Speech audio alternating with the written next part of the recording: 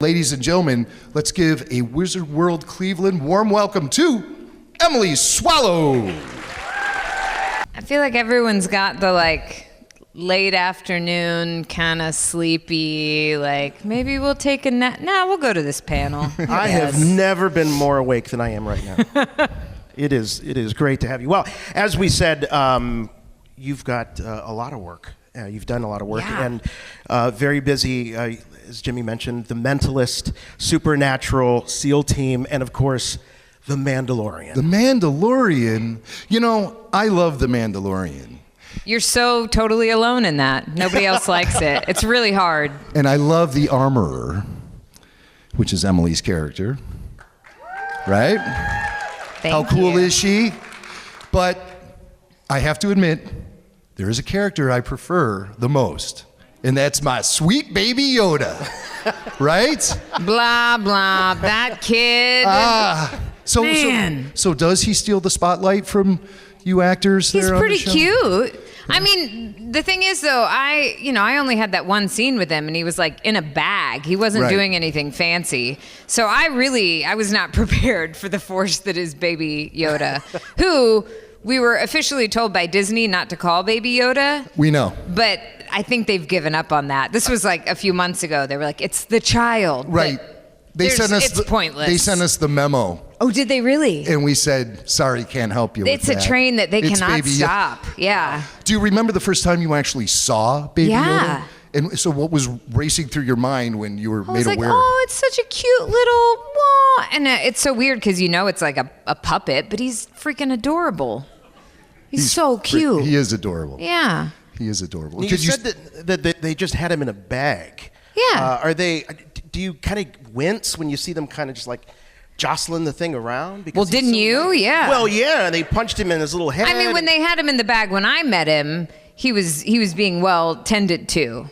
Nobody was misbehaving. But yeah, I don't think there's anyone who saw that scene where they're punching the bag that wasn't what the, no! Oh.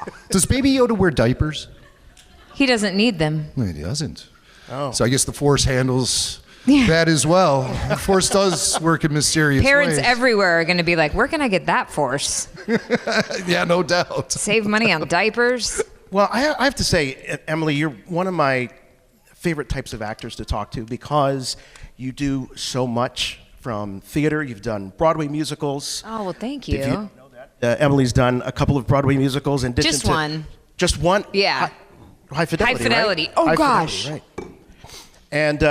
And your straight plays as well. Mm-hmm. You did a play with Tom Hanks. I did. In L.A. And as well as a lot of television. Yeah. A lot of television.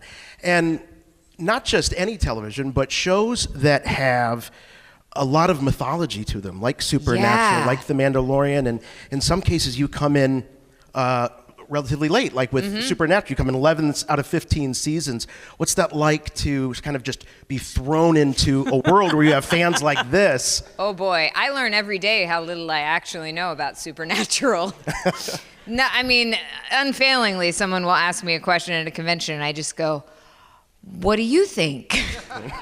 I mean, it's incredible. I tried when I got cast to do some research about who the Darkness was and what her origins were, and I knew enough to help me with my own backstory. But sometimes I think that the writers don't even remember what they've created because there's so many different tangents that have happened, and now in this last season they're trying to bring back all these characters. And could you imagine if they brought back every single character that they've ever? It's ridiculous. Could you imagine? Might, maybe. Oh, I don't know. You don't know? I don't know if they're bringing back every character. Right. I know they're trying to bring back a lot. Yeah. Yeah, because it's winding up. I think May is when the final season. 15 years, 15 seasons. It's crazy. Amazing. What a run! What a run! Amazing. Is it hard for you to be looking forward to that final day you're going to be on the set working with the crew and the cast and everything? Have you given that any consideration? It's very bittersweet. It's I was on there for season 11, and then I haven't been back since. So, until this season. So going back for season 15 was definitely when they told me that they wanted to bring me back. I was so excited and honored that Rob and I were talking about how nice it is to feel like we're still relevant on the show, because they have introduced so many phenomenal characters. But yeah, it's I think there's less than like 30 days left of filming now, so the mood is everyone's a little emotional. There's tears sometimes, and then sometimes people are just like, get through it. So when you find out that you're playing a role like, God's sister, for example, I mean, how do you sit in that meeting and get sort of briefed on this character? Is it really just the script? Is that what informs you, or do you get a lot of backstory to catch up? I did not get a lot of backstory. From what I remember, I auditioned for a character that they said was some supernatural being who, I don't remember exactly what they told me about her. They did not say that she was God's sister. They said that she was called the Darkness, so that part was kind of obvious. But yeah, I got just a teeny bit of the backstory and how exactly she was linked to them. And the thing that I had to connect to the most, because, there's a lot of things that I can relate to as an actor, but one of them is not being an all-powerful being who can suck people's souls. Really? I don't really have a frame of reference for that. But what I loved about Amara, and I think one of the reasons the show has endured as long as it has, is because no matter how spectacular a character is, no matter what powers they have, there is something so human and vulnerable about them. And that's what I could connect to with her, that she was someone who felt misunderstood. She felt like no one was listening to her. She felt disconnected from other people, and she was trying to find the one person who is her family, and he was basically just ignoring her. So she, didn't deal with that in the healthiest way. She made some bad choices, I guess, or unkind choices. But she, I think that we can all relate to those feelings, and that's what I could connect to. And then for the rest of it, I just had to trust. I have to tell you, like the first time I shot an episode where, they told me to like hold up my hand and that it was going to look really great when they did all the CGI, I was like, okay. I felt so stupid. And then I watched it and I was like, thank goodness, it looks way cooler than I felt. So then I learned to trust, and then I didn't have as much trouble like smiting people and sucking souls and, When you show up on a set of a show where the cast has bonded over many, many years, many, many episodes, is that intimidating, or are they just so used to people coming in that they kind of just welcome you right away? It's different on every set. You don't know what you're going to get. And I liken it to being like a transfer student. And so like you're going into a school where everybody knows all the teachers and everybody already knows like all the books and all the course material, and you're just trying to catch up. I have to say that the Supernatural set is one of the most welcoming sets I've ever been on. And it's just such a testament to those guys. I mean, to those guys and to the whole crew, that they are excited to have new people come in and excited to have new ideas. And there's no feeling of like, all right, look, this is the way we do this, fall in line. They love to collaborate. I mean, I remember Jensen and I, towards the end of the season, those last few episodes, there were some scenes that like just didn't quite feel right with what we discovered about the characters so far. And so we would sit there and talk about it and then talk to the writers, and everyone's very open to ideas, and they trust the writers really trust the actors with these characters, and they trust us if we say, I've been on this journey with this character for a while, this doesn't sit right, and it's just such an open, generous, collaborative place. You mentioned that you have to throw a lot of trust into what the crew is doing with each and every episode. Do you get to see the episodes before they air, or do you watch them on TV just like you do? You just watch them on TV like everyone else does. So you get all the shocks and surprises with the rest of the audience. Yep. So you can still maintain a little bit of your own personal fandom and not have it so spoiled, right? Yeah. Am I right with that? Or do you find that that's the case with a lot of projects you do, or it's sometimes you don't really get to enjoy it as a fan would because you're so connected to it? Well, yeah. I mean, it's always weird to watch myself. It's a lot easier to watch me in the Mandalorian because like you can't really see me, so I'm not worried about like why did I make that expression, like what am I doing.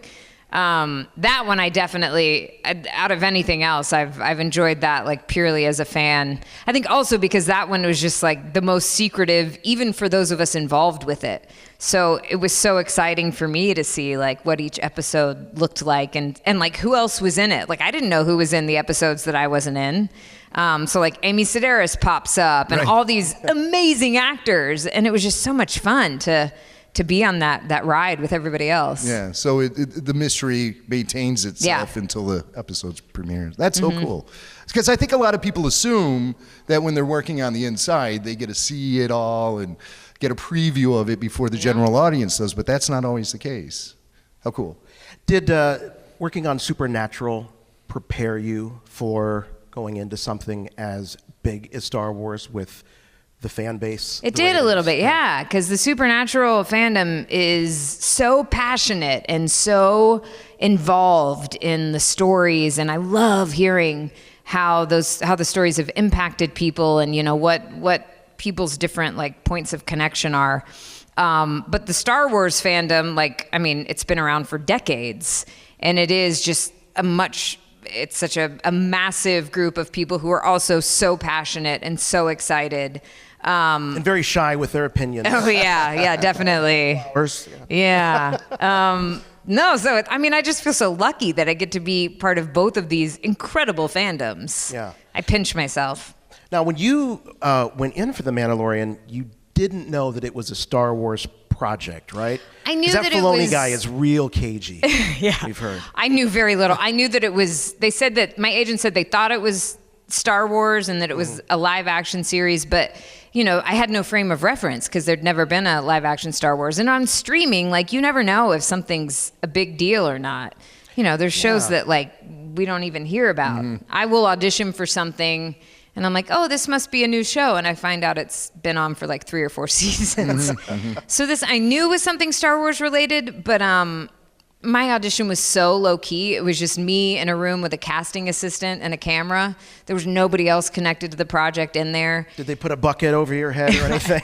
Yeah, that was the first time I've auditioned for someone who was supposed to be wearing a mask. I was like, am I supposed to do anything different? Yeah, did they tell you that you'd be masked when you were auditioning? They did, yeah, because I think there's some actors who might not want to do that, understandably. But I was like, no, I think that's great. And we didn't do anything special for the audition. I mean, I know that I paid a lot more attention to how I carried myself physically since my face would not be a part of it ultimately. But originally they were looking for a British woman in her 50s or 60s, which, I mean... yeah, you don't really meet any of that. No. But that was why in the audition, the casting assistant, Jason, he told me to do a British accent. And then that part of it, John liked that. He said, you know, it doesn't have to be like exactly British, but something that kind of sets her apart and is a little bit heightened. And I like that. I think it makes her even more mysterious. So you do add a little secret sauce to your vocal performance on the show, beyond the audition. So what do you add to the voice of the armorer that makes her sound? Because she does have this, I would say, she speaks with a lot of authority, but she seems very distinguished to me. Yeah. And so what do you find you throw into that performance that builds upon that? Well, I think what really resonated with me for her, they described her originally as a leader of a group of people, and they said that she was very Zen-like. And so when I talked about it with John, he talked about a lot. He referenced like Kurosawa films and these samurai warriors and kind of the not formality, but kind of the dignity and the simplicity of the movement. And I felt like she never really moved quickly. There's nothing urgent about her. Until she needs to kick some stormtroopers' butts. Yes. You know, she knows how to dish it out when she needs to. But I really loved that she carried her authority in a way that was not aggressive at all. She knew she had the respect of all those warriors. And so vocally, I just felt like she also needed to be very measured and very patient and not very reactive to things. You feel like, I felt like she was just always taking everyone in and kind of waiting for the moment when she needed to intercede. I mean, that whole fight breaks out between those two macho guys. And she's just sitting there. She's like, I'm going to keep stacking my Beskar. This is going to be fine. And then at the moment where, like, they have their blades to each other's necks, then she's like, okay, guys. All right, guys. Simmer down. Yeah, she's the keeper of the history of the Mandalorian, too. And so she has a huge responsibility. Yeah. The first time you got to the phrase, this is the way, did you immediately know it was going to catch on and be a popular tagline? Not the way that it has. Yeah. I loved it. That I remember was in my audition scene. One of them was very similar to that scene in chapter 3 with that fight and when she says, this is the way. Yeah, I mean, it definitely, there was something about it that kind of made me go, oh, this is significant, but I did not know it would be significant with a capital S. Yeah. So you see memes and everything out there based on that phrase that you really kickstarted. And how do you feel when you see it spreading into pop culture that way? Yeah, how about it? Huh? I nerd out. I'm like, oh my gosh, I said that. Yes, you did. Yes, you did. So once you found out it was Star Wars, what did you draw from? What kind of a fan or even just observer of Star Wars were you going into that? Would you have considered yourself a fan prior? I was a fan, but I did not know the depth of the canon.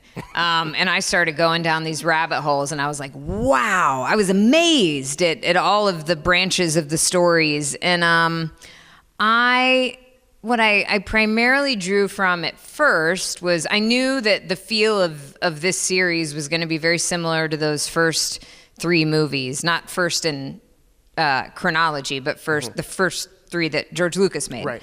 And so I watched those again.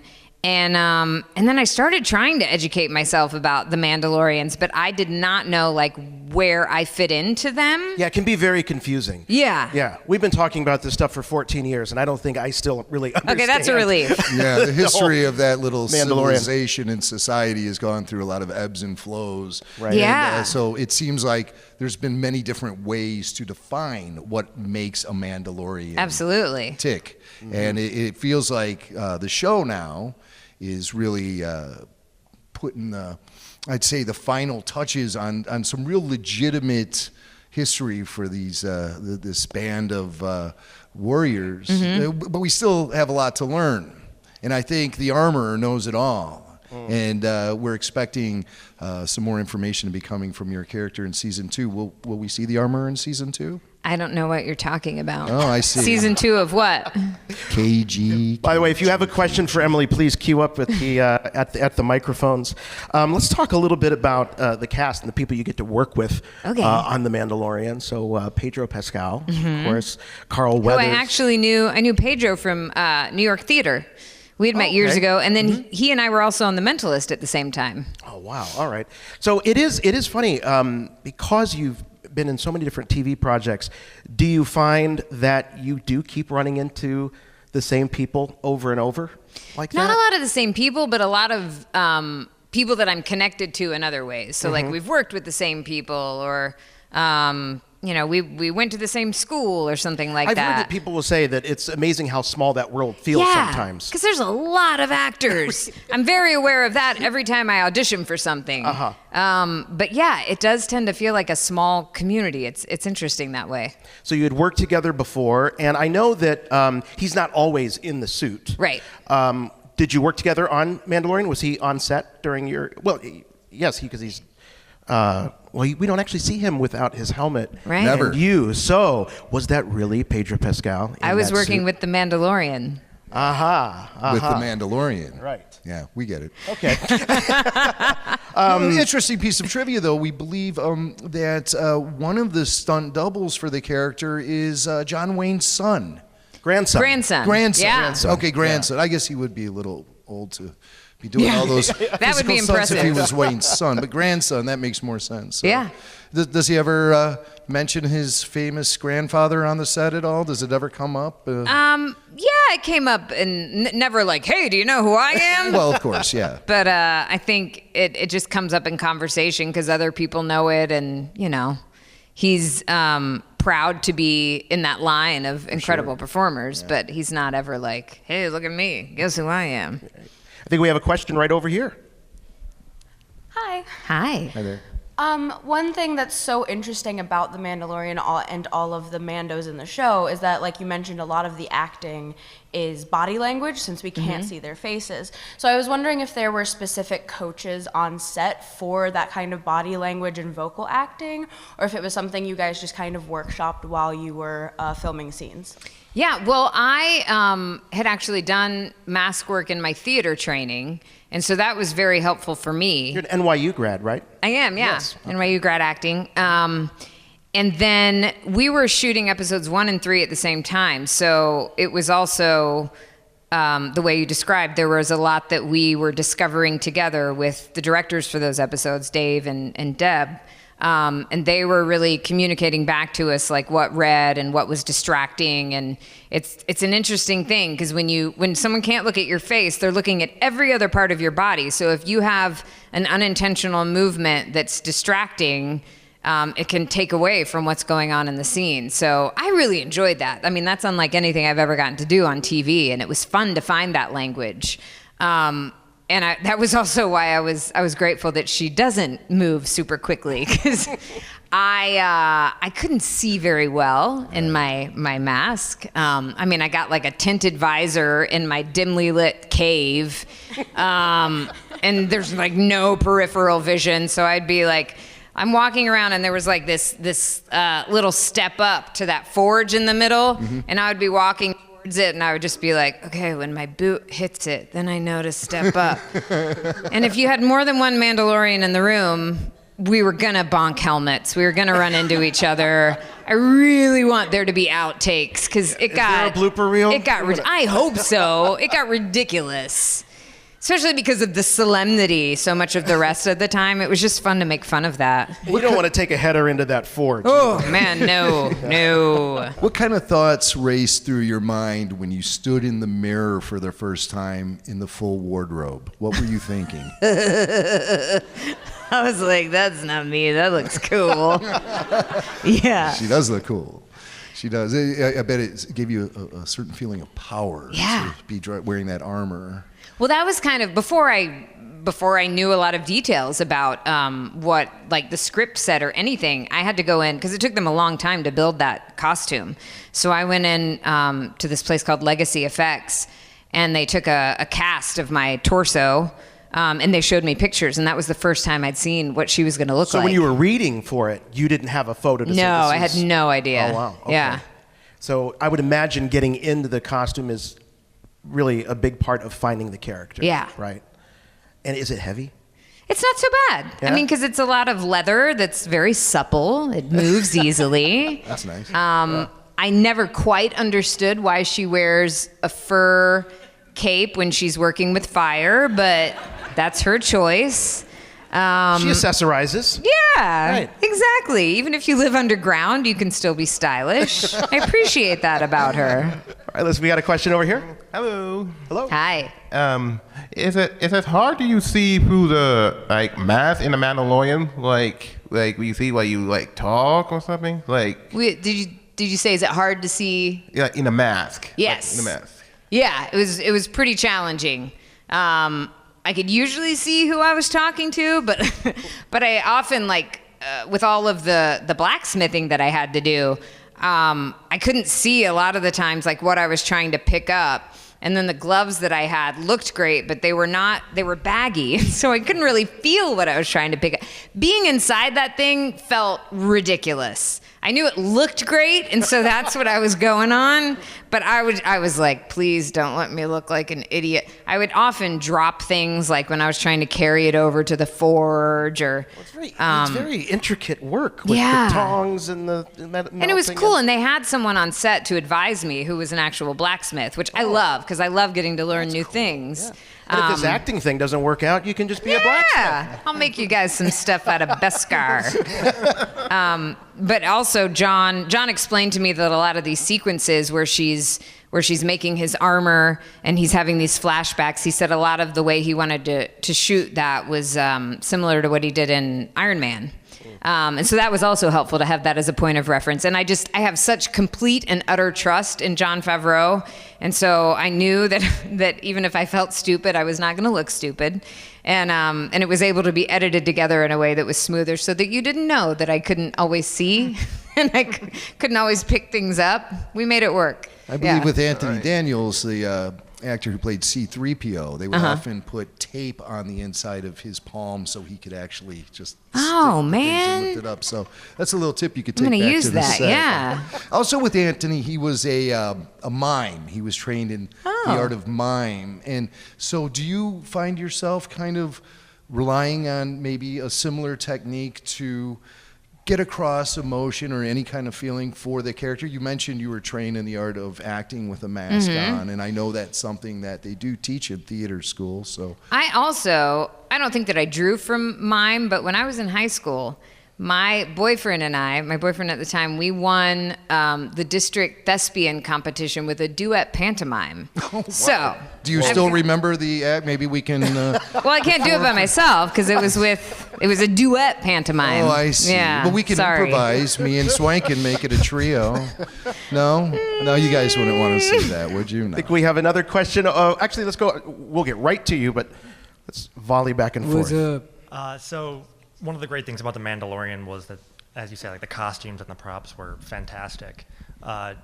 For you, or if any of your cast members, do you know if any of those maybe disappeared at the end of the season, may show up at your place? Do you know how tight the security on a Disney project is? Yeah. I mean, I was like mostly joking, but not entirely. When I took very few pictures on set, and every time I did, I was like, am I going to get shot by a Disney drone at some point?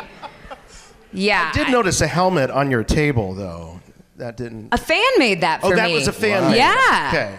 No, I didn't get to take my real helmet. Yeah. Although I did hear that some things went missing, but I think also like someone got fired when that happened. So nobody was like, I'm going to take this as a souvenir. Seriously? Somebody got fired for taking stuff off the Mandalorian I seem to remember that. I hope I'm not spreading gossip, but I feel like I read about that. I just find that interesting. That's all.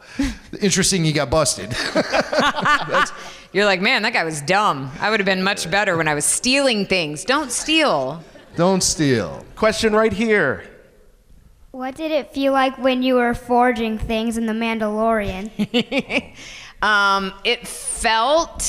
It was really fun. It was fun to get to learn, how to hammer. And it wasn't always the actual materials, but there were times when I was hammering, when I was really like slamming into a piece of steel, and that felt good. I liked that. A lot of the other stuff I knew, would have to rely on special effects. Like when I was putting things into the fire, it was not actual fire. Shocker. Or like when I think there was a time, I remember when I put like the breastplate into this, I don't remember what it was supposed to be, but it was this gooey, like it looked like a cauldron of goo. And that was kind of fun to do that. It looked really weird, and then it wound up looking very cool. But I was just like, this is so weird. And it's one of those things where you're not doing it just one time. You're doing it over and over again. Which is one of the great things about, when you're shooting something on film, you can just keep doing it till you get it right, and nobody knows all the mistakes you make. One of the great things about The Mandalorian is the cast and the chemistry with the cast. You guys all just seem so perfect for your roles. Thanks.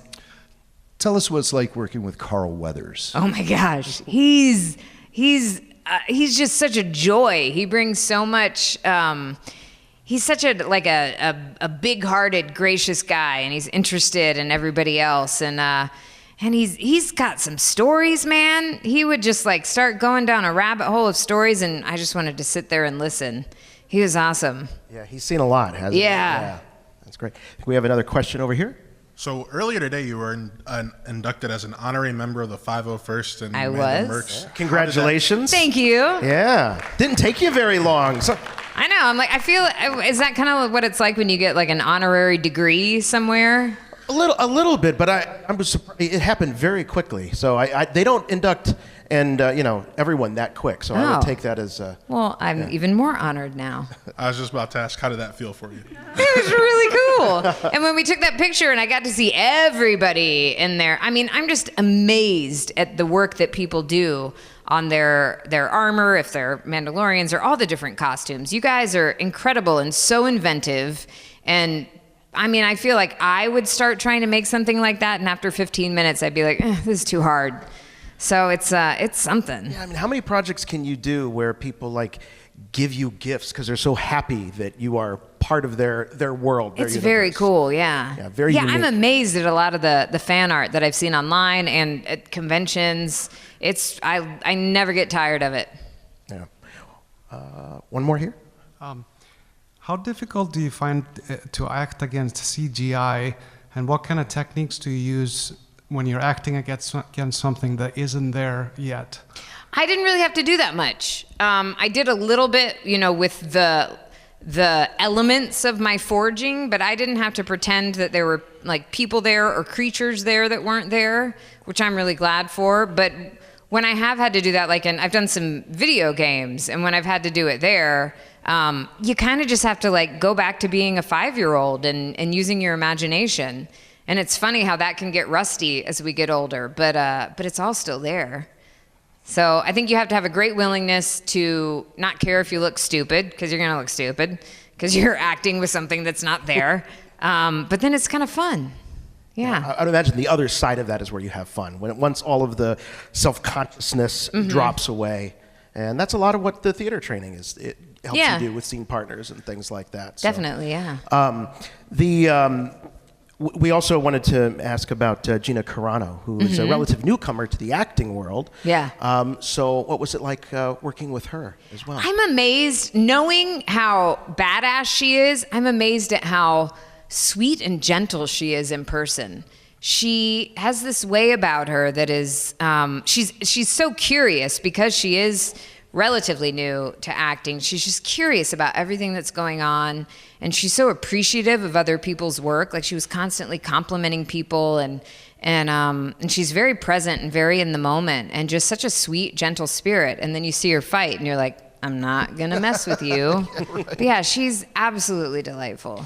Do you pick up on differences depending on maybe where the actor has come from? If you're working with perhaps a real stage actor versus veteran TV actors or film actors, or in the case of, like you mentioned, Gina, who doesn't have a whole lot of experience, is it a different feeling when you're doing work and scenes with? Not necessarily. I mean, occasionally, it's more, I guess, in the way that people approach the work. Like, I was doing. I did a TV show called Monday Mornings that was on TNT, and it was a lot of stage actors. Alfred Molina was in it, and Bill Irwin. Show and Thank you. Cast. Not many people saw it.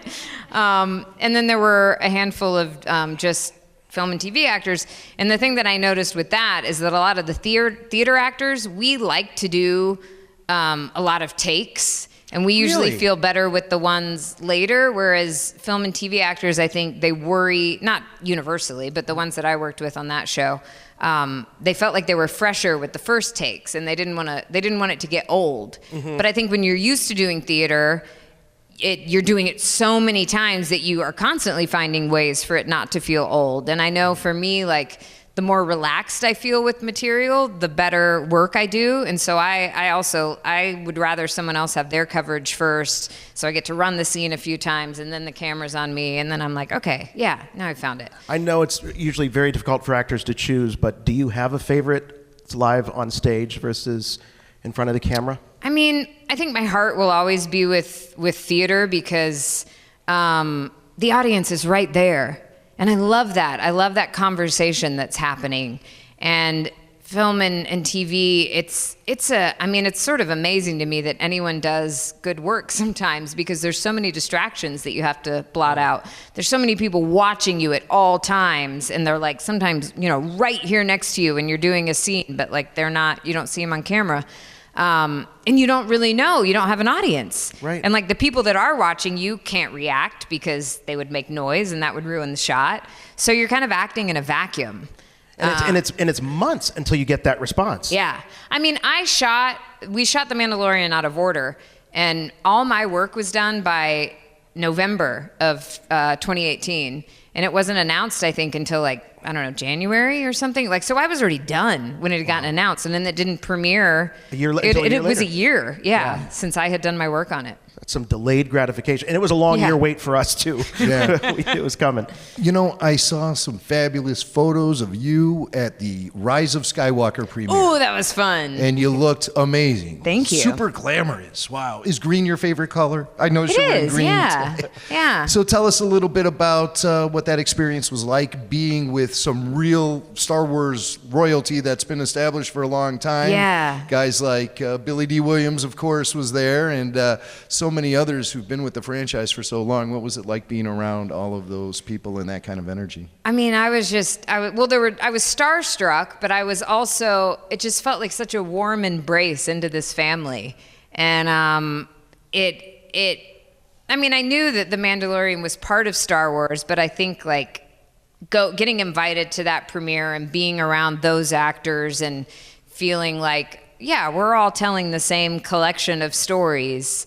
It just felt so good. Mm-hmm. And it was also really fun because, you know, I went to the Mandalorian premiere and I was watching something that I was in and I was kind of nervous. And was that the first time you had seen it? Mm-hmm. Okay. And we got to watch at the premiere. We did get to see the first 3 episodes. So that was one time where I've gotten to see something before it was released. But you know, I was just there for the Rise of Skywalker as a guest, and it was so much fun. Yep. And it was dumb luck that I arrived at the same time as Chewbacca and got to take pictures with him. Perfect. And that happened, and I was like, I don't even need to see the movie. I'm happy. But what did you think of the movie? I loved it. Yeah. And it was thrilling to see it in a theater full of, like you said, like those actors that have been a part of it for so long. And Steven Spielberg was there, and John Williams was there, and all these people who have worked together over 40 years to create these stories that we still love, and that I just think like the heart of them is so incredible.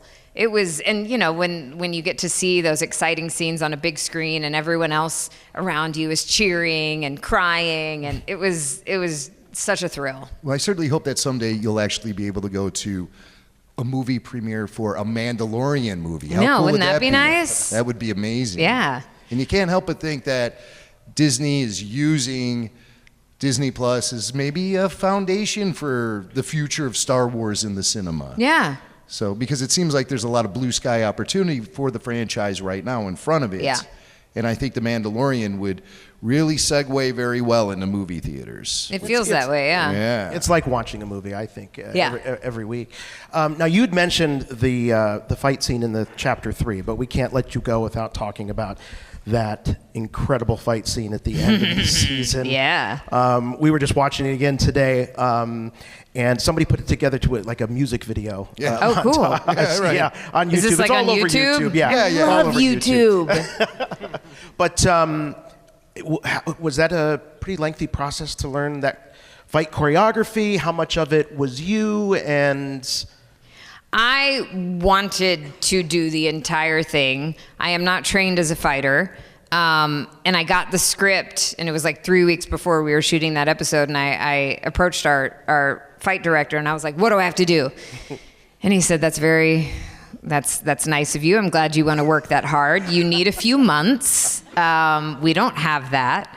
So they told me they were going to do most of it with a trained fighter, especially because I'm in a mask. So they were like, we don't really need to use you. But I did, for those 3 weeks that I had, I trained with somebody so that I could help with like some transitions. And that was definitely me, like taking all the credit at the end with that pose over the stormtroopers. That was I like all you come me. in at the end and do the bow. Yeah, you know, right? yeah. But no, the really impressive stuff in that was a very skilled stunt performer. Wow. I have to give credit where credit is due. It is one of the most incredible fight sequences in anything Oh my gosh. Star Wars. When that stormtrooper helmet just gets crushed off his face. Originally, John told me that when he wrote it, that she died, that she like sacrificed herself for the good of the child and Din Djarin. Baby Yoda. And then he was like, I don't think she needs to die, which I'm really glad for. Yeah. But yeah, it's such a beautiful fight, and I love that she's fighting only with her hammer and tongs. She doesn't need guns. She doesn't need a lightsaber, and you know, talk about like I was sitting there watching it with my husband, and we were both like, "What?" It was awesome.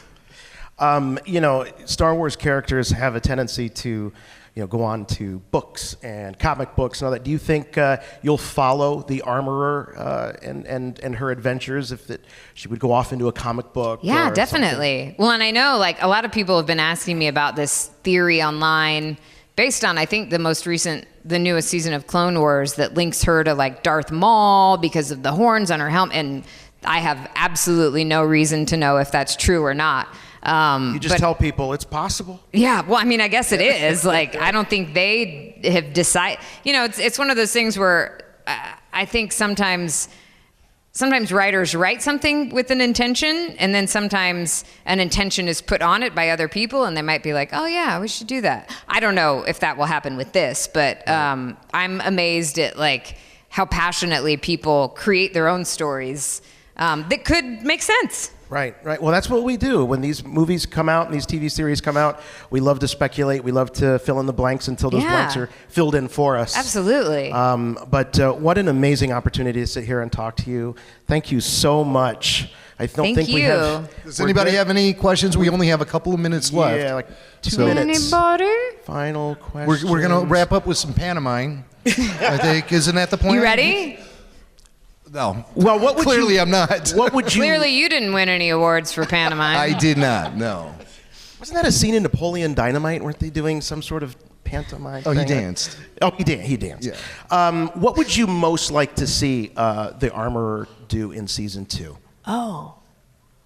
If you were writing it, what would you? My mind immediately goes to the idiotic. I'm like, I want to see her like try to go grocery shop or like, something totally stupid like or going down the aisle. And she's trying to like get things off the shelf, but she can't quite reach them.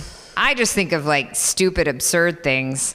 Maybe she could get in the glass blowing or something. Yeah. That'd be kind of interesting. I always said, because that set that was my my armory, I guess, is this like, big domed room with that forge in the middle, and I was like, I bet she throws some killer parties in there. Fondue in that the fire in the middle. Mm-hmm. I think she really likes karaoke. Yeah. And so she's probably, whether there's other people there or not, I think she's, crooning out She's some into hits. entertaining. Yeah. I like that. Yeah, she's a good hostess. Yeah. There's nothing she can't do. Well, I don't know about you guys, but I'm really excited for season 2 now. We're going to have the Armorer's Cookbook. Right. It'll be seen on HGTV next year. It's moving. She's going to have a cooking show. Mandalorian fondue. Ladies and gentlemen, the great Emily Swallow. Yay! Thank you, guys. Thank you so much. Thank you for coming here at the end of your day. Hey, this is Alex Malari Jr., and you are watching Fandom Spotlight. Be sure to hit that like button, share, and subscribe. Your Emperor commands it. Thanks for watching.